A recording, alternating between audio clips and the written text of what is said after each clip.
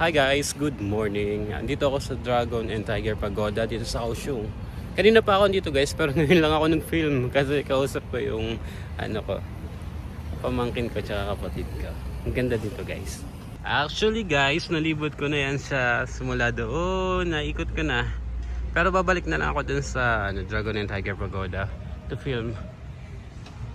And for now, hanap muna tayo ng mga kainan. Sayang guys kasi wala pa lang mga sakura ngayon dito. Ewan ko kung saan part ng Kaohsiung maraming sakura. Galing ako dyan kanina guys. So ayan. Dalawa. Nilakad ko yan yung bridge na yan. Tapos may dragon dun sa ayan, sa unahan. Ito na yung pagoda guys. So dito ako sa likod. Pero mamaya papasok ako dyan. Papasok ulit ako. So sabi nila dapat doon ka muna mag-enter sa may dragon and then doon ka mag-exit sa may tiger para for lucky something ganun. Selfie. Ganda oh. May bibe guys. Ay bibe. Hi baby. Ayan na siya guys. Pasok tayo.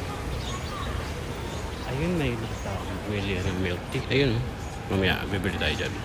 Pasok muna tayo dyan. Galing na rin ako dito kanina guys. Pumasok na rin ako dyan sa may dragon. Picture ka po na ako. Papasok lang ulit ako. For the sake of filming.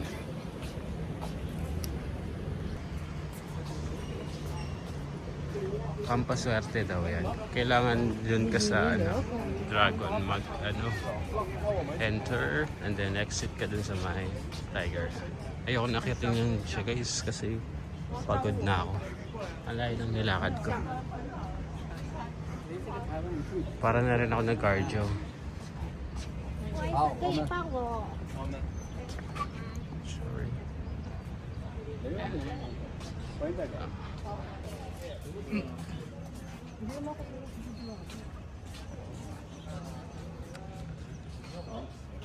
Pasok tayo. I remember pwede nga pala yung dual caption dito sa phone ko. Ang ganda oh.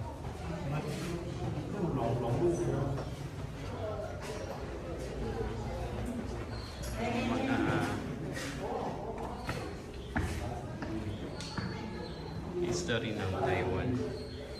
So di naman natin siya maintindihan. Continue walking lang tayo. Ito yung entrance sa mga tower. Kaya lang ayoko na makat dyan guys. Pagod na ako. Wow, layla. Ito naman. Dito tayo mag-exit sa tiger. So yeah. Para swertihin tayo. Double tayo. Double lucky. Kasi twice tayo nagpasok din. So twice tayo swertihin. May ganun ba? Wala naman ganun eh. Diba? There's no rules na ganun.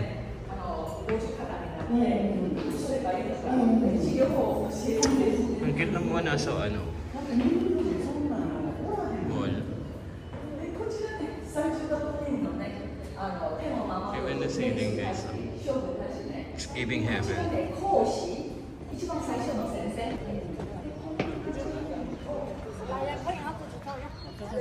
Even guys yung mga ano ba tawag yan? Parang simbahan nila. Ang gaganda rin.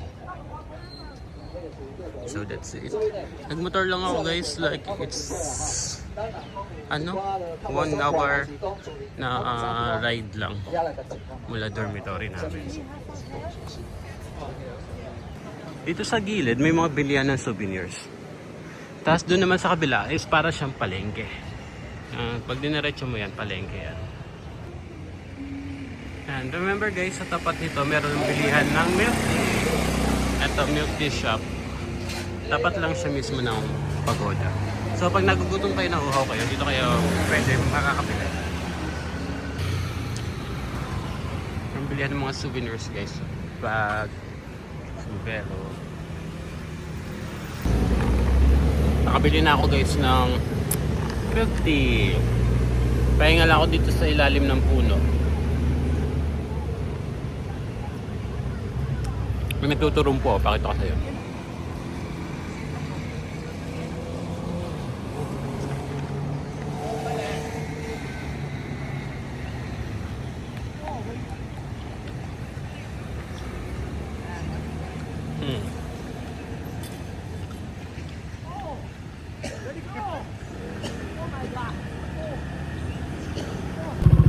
Pauwi na ako guys, and nag-stop muna ako for a while kasi ang ganda ng palayan, no. Diba? I remember my lolo kasi magsasaka yung lolo ko tsaka yung papa ko eh. Ayun yung kinakabuhay namin dati.